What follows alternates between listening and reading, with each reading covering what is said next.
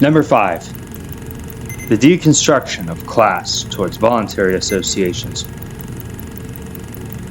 I say, liberate yourself as far as you can, and you have done your part, for it is not given to everyone to break through all limits, or, more expressively, not to everyone is that a limit which is a limit for the rest. Consequently, do not tire yourself with toiling at the limits of others. Enough if you tear down yours. He who overturns one of his limits may have shown others the way and the means. The overturning of their limits remains their affair. Max Stirner, from The Ego and Its Own, 1844. Civilization, weighed down by pervasive afflictions, traces its maladies to their constitutional roots, namely the rigid social classes and oppressive institutions that smother the unique, stripping him of his inherent self and replacing it with an identity manufactured by the state. It is, therefore, in the highest interest of the unique to seek the dissolution of these classes and structures. No identity should ever be imposed upon the self unless it emerges organically from the unique's own desires. For identity in its truest form is not an imposition but a reflection of the self's own volition. If the unique refuses to adopt an identity, it remains nothing more than an illusion conjured by the state, incapable of altering the core essence of the individual. The state, as ever, is the grand architect of imposed identity. It molds the unique into a cog in its relentless machinery, not out of benevolence, but to perpetuate its own existence. Through classes, institutions, and ideology, the state implants a false sense of belonging in the unique, deceiving him into believing that this imposed identity is justified, even necessary. Yet, beneath this artifice, the unique longs to break free, but freedom is not granted, it is taken. When the unique attempts to reclaim his autonomy, the state retaliates with violence and incarceration, branding him a criminal for daring to defy the chains forged to bind him. These restraints serve only one purpose: to make the individual subservient to the elite, ensuring that power never leaves their grasp. The ideal civilization, from the vantage point of the unique self-interest, would be one where class divisions and coercive institutions are obliterated. In such a society, people would adhere only to agreements they willingly accept, forged through mutual harmony, and not imposed through force. Only in this realm of voluntary association could the unique thrive, free from the constraints that suffocate his pursuits and diminish his autonomy. To realize such autonomy, there is no alternative but the abolition of these oppressive entities. This struggle requires action, not idle contemplation. It demands rebellion, not compromise. And when the moment arrives, when one is disarmed by the system, the response must be resolute defiance, an unrelenting refusal to submit.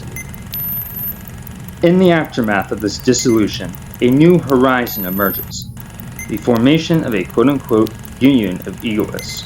A radical departure from conventional communes and collectives. Unlike communes, which often fall prey to ideology and hierarchy, a union of egoists is defined by voluntary association, direct democracy, and the absence of imposed authority. Its principles are straightforward yet profound. 1. Voluntarism at its cornerstone. Each member participates only as long as it aligns with their self-interest. 2. Power remains decentralized, ensuring that no authority can rise above the collective of uniques. 3. Governance, if it can be called such, is fluid and leaderless, grounded in direct democracy. 4. Above all, a union of egoists must never harden into an institution, lest it betray its very essence and devolve into the very tyranny it seeks to escape. Yet, vigilance is required. Without a constant awareness of self-interest, both one's own and that of others, A union of egoists, like any collective, risks being corrupted. The descent into capitalism or fascism is not an impossibility, but a lurking danger that must be kept at bay. Complacency breeds decay, and without careful stewardship, even a union of egoists can succumb to the very forces it initially opposed. One of the greatest strengths of these unions is their potential synergy with communes. While communes and union of egoists differ fundamentally, their alignment can foster mutual benefit, advancing the self-interest of both parties while laying the groundwork for a society where autonomy reigns supreme. Contrary to the erroneous belief that man is inherently selfish to the detriment of others, true egoism does not necessitate exploitation. On the contrary, when individuals pursue their authentic self-interest, it often harmonizes with the interests of like-minded others. The notion that self-interest is inherently destructive is a fabrication perpetuated by the state to maintain its grip on the populace. We become more selfish only when coerced to act against our own desires, when forced into submission by the mandates of the state. In such an environment, greed festers and genuine collaboration dissolves. However, in a union of egoists, where participation is voluntary and interests are aligned, greed diminishes. No one is compelled to act against their will. Instead, individuals come together only when it serves their mutual benefit.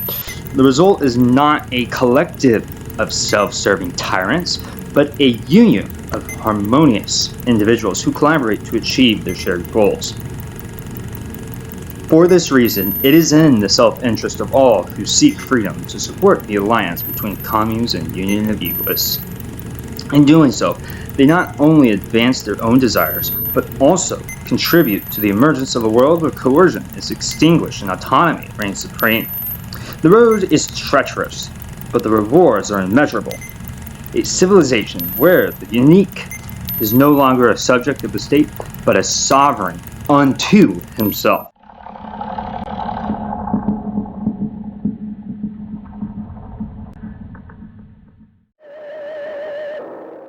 Six, the metaphysics of might and man versus the state. A real subjection is born mechanically from a fictitious relation. He who is subjected to a field of visibility, and who knows it, assumes responsibility for the constraints of power. He makes them play spontaneously upon himself. He inscribed in himself the power relation in which he simultaneously plays both roles. He becomes the principle of his own subjection. Michel Foucault, From Discipline and Punish, the Birth of the Prison. Man thrives not in prosperity, but in submission, for his fictive power is merely the byproduct of his capitulation.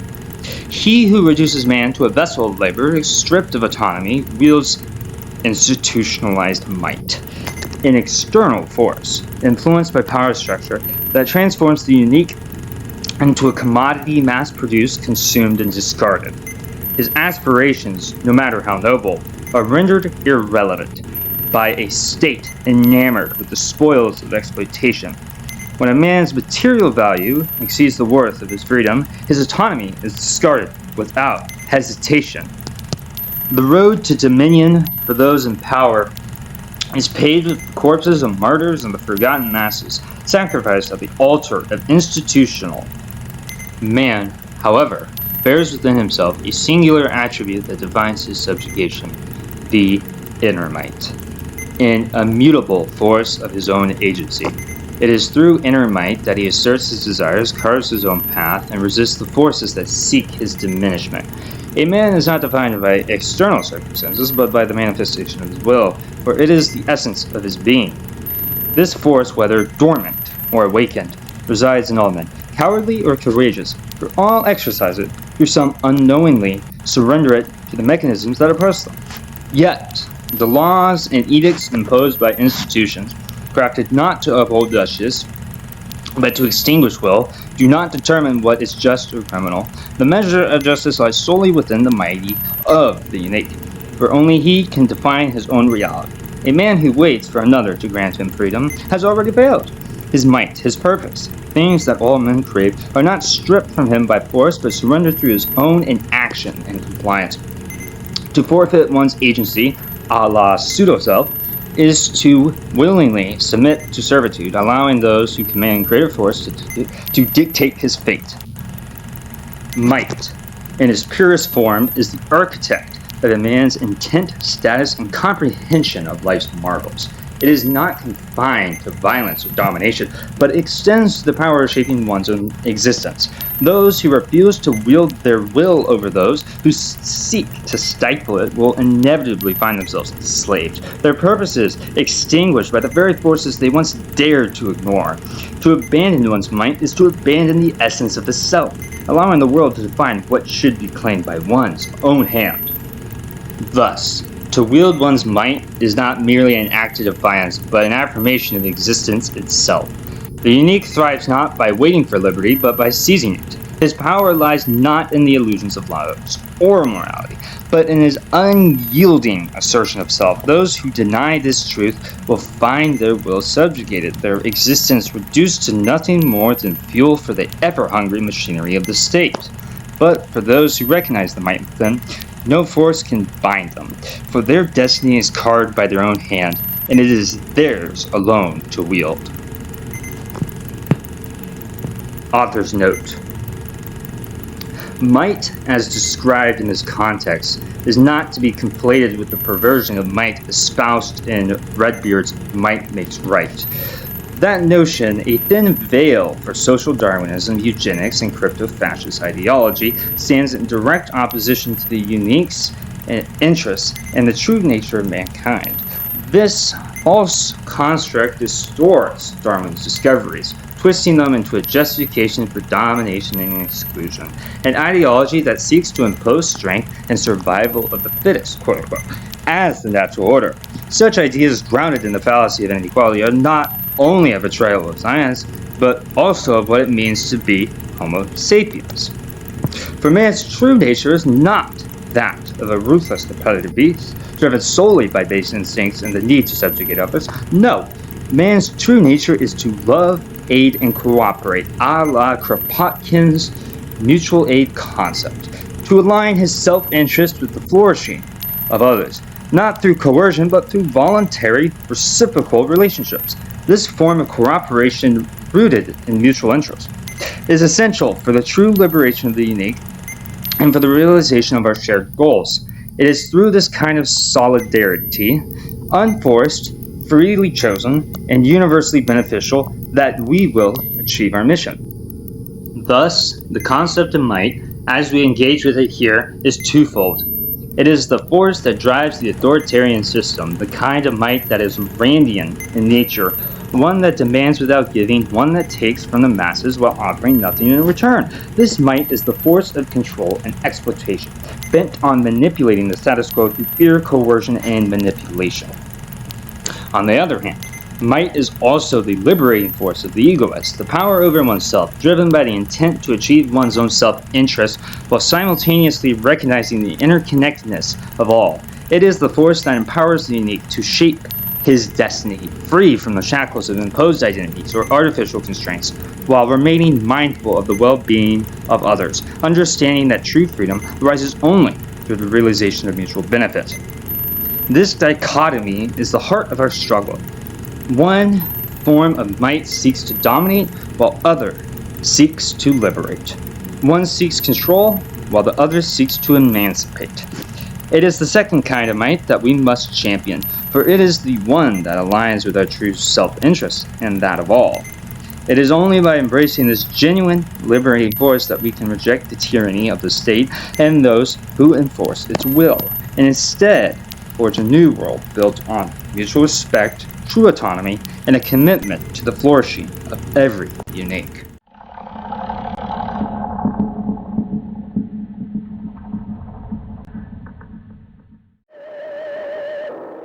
Seven, in solidarity we stand.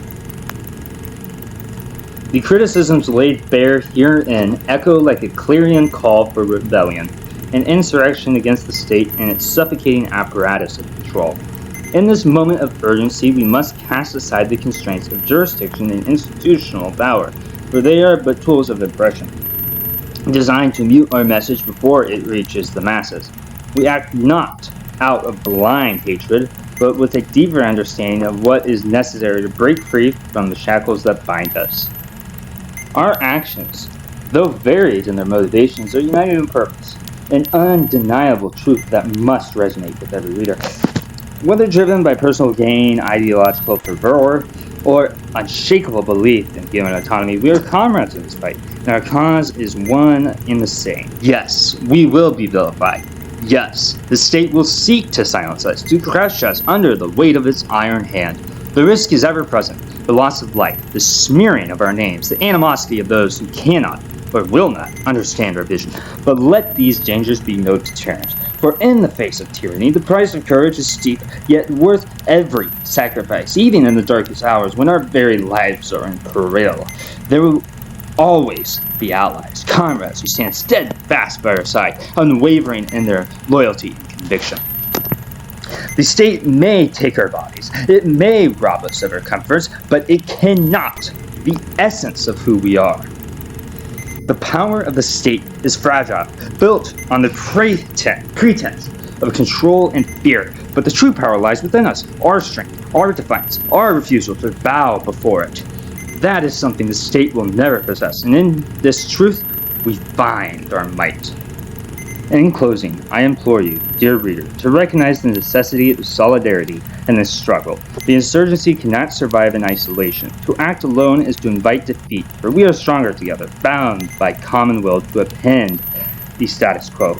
It is only through collaboration, through mutual support, that we will achieve the revolution we so desperately need. As I draw my words to a close, I offer you my sincerest wishes for success in your endeavors. Whether you stand as an egoist, a communist, or anything in between, remember that we are all united in the same struggle against the oppressive force that is the state. Let there be no hesitation, no doubt as we march forward side by side against our common enemy. No gods, no masters, only ourselves, our will, and our unyielding drive for freedom.